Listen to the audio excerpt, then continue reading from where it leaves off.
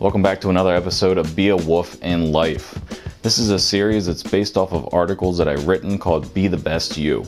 And this one is Trust is Key. You can't do much in life without trust. When you think of some of the most important things in life, there's barely anything that tops trust. That can be in personal life, that can be in your business life. In anywhere, trust is always a top-notch thing that you look for in people. It's a simple thing, yet a lot of people like to deceive, like to cut corners, and it's something that's not at the top of everyone's list. And when you look at life, trust is huge.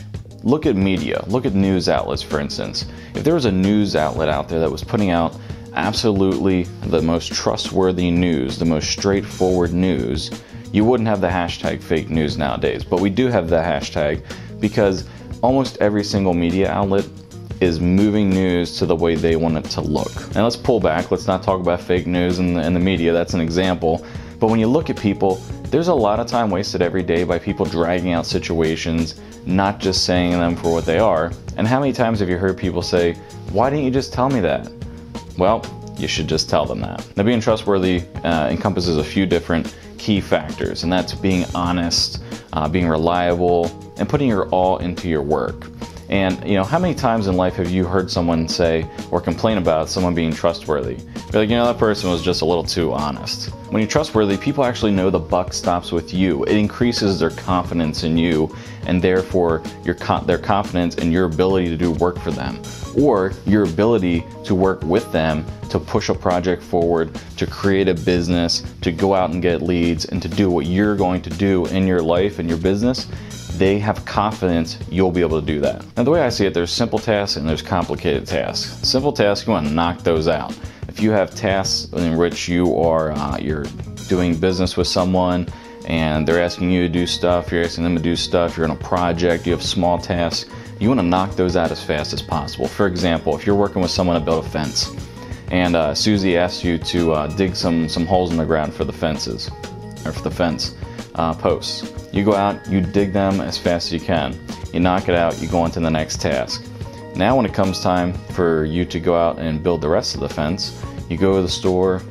The store is low on 4x4s or 6x6s, and you can't get what you need to do to build the fence. Based on your previous exposure, your previous work history with Susie, she's gonna say, oh, you know what? Yeah, I totally get that. But if you're someone who drags things on, they procrastinate, they don't get things done, every time you go and you hit a speed bump, that speed bump's really going to be more like a car accident, because the person you're working with is going to be like, well, you know what? I've always had a problem with this person. They've never really come through very much, and every time I ask them to do something, or every time I work with them, there's always an excuse in relation to the work they do. So you want to make sure that the little stuff, and you don't want to be a pushover, but you want to make sure that you are attentive to the small things because they're the easiest things to just get done. So trust should be something very important to you in every interaction with every person that you come in contact with. Steve Jobs knew this, and he talked about connecting the dots in regards to the past. You can't connect the dots to the future because you're not sure of the future, but when you're doing business with someone, you have a track record, or they have a track record. And you want to look at that track record. Are they constantly, procrastinating on things? Are they late to meetings? Do they always have excuses, etc.? If those are the qualities that you have, you're not very trustworthy.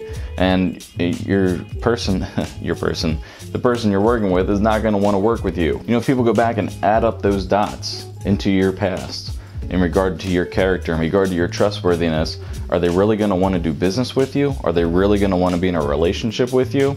Now, when we take trust and being trustworthy, we put that into leadership and being a leader. What does that mean? That means that the buck stops with you, like we talked about earlier. When you're doing a project, when you're doing a business endeavor, the wholly positive outlook without any possible issues or speed bumps that might come up, if you don't have those and the resolutions to those, at least to the best of your ability, and you present a wholly positive outlook, after a project or two or a business endeavor or two, people are going to connect the dots to your past and be like, you know what? That person is way too positive. they overestimate things, they don't look at what could possibly happen, and we're always behind schedule because, you know, they only go off of the positive things. Whereas this person over here, they say that, you know what, there might be a few things that could come up, and leaders are supposed to do that. Leaders are supposed to communicate that there could be some speed bumps and how to resolve them if they happen. Are you always going to be right? No, but you're going to present a much more realistic project, business endeavor, task at hand, etc., than if you only do a wholly positive outlook. That being said, you don't want to present a wholly negative outlook. You want to have a realistic outlook. Yes, this could go wrong. If it does, boom, this is what we're going to do, and we're going to move forward, and it's going to take us an extra day to do this if this happens. Think about something as simple as taking your car to get an oil change or get fixed. You take your car somewhere, the people tell you there that they're going to give you a call in the morning, and they don't call you that day. So you call them at the end of the day and you say, hey, I'm just checking in on my car, curious what's going on, I do need some wheels. And they go, oh, you know what, we really didn't get to look at it today. I know we said we would, but we definitely have time tomorrow morning. We're going to look at it. We'll let you know, and we'll be able to get you, fixed for whatever the issue is by tomorrow afternoon. All right, fine. You work something out. Your buddy picks you up, a friend picks you up, your mom picks you up, whatever. You don't got wheels that night, not a big deal. Next day, halfway through the day, they give you a call and they say, hey, we looked at this, but the part we're going to have to order, it's going to be another day, and it's going to be $300. So we're going to order that, and the next day it'll come in tomorrow. We'll get it fixed, and you'll be on the road tomorrow, Wednesday. So you go, oh, all right, I understand, whatever. So that night you get another ride from someone, you go home. Next day it's Wednesday morning. Wednesday afternoon you get a call, and they say, yeah, it's actually going to be $750, and there was one extra part we had to get, and it won't be until tomorrow. Blah, blah, blah, blah, blah. You get the point. You're only going to go to that place to get fixed. If you're me, you're not going to go there ever again. If you're someone else, you might go there one more time. But you can see, as far as the dots, every time that person calls you, it's a dot, in reference to what we were talking about earlier, that you have to go back and look at and judge someone if you want to do business with them. People are doing that in regards to you, your work habit, your trustworthiness, every single day, whatever you're doing. If you're going to work, if you're going on a business endeavor, trying to be an entrepreneur, people are connecting the dots on you every single day, and trustworthiness is right at the top. Being a business, there's only so many people out there who are going to purchase your product. The whole entire world is not going to purchase your product, I guess, unless you're an iPhone or an Android. There's a very small number of things in the world where the whole world's going to purchase them.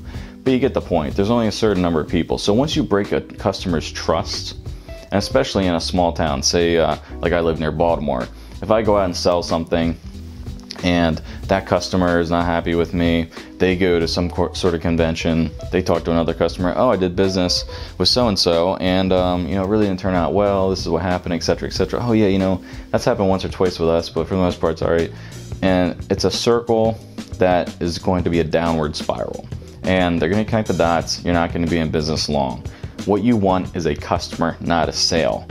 A customer means you pay attention to them. A sale means you pay attention to the sale and only want the sale for that period in time. You want a customer because that's a recurring revenue. The other thing that builds trust is recognizing other people's pain points. What is their pain point? And this builds trust immediately with someone. If you're responsible for something, it goes wrong, and you look at them and say, this was on me. I was responsible for this task. I was responsible for XYZ. Didn't go the way we thought it would go, or it was late, etc. I apologize for that. Here's what we're going to do next time so it doesn't happen again. I really appreciate your business, and I hope you can understand. You go that route instead of going the route of blaming other people or whatever. You're going to get a lot further in life, and with your business or with your business endeavor, with your project, with your task, whatever you're doing, you're going to get a lot further. And you can tell it even if you're a fast food cashier.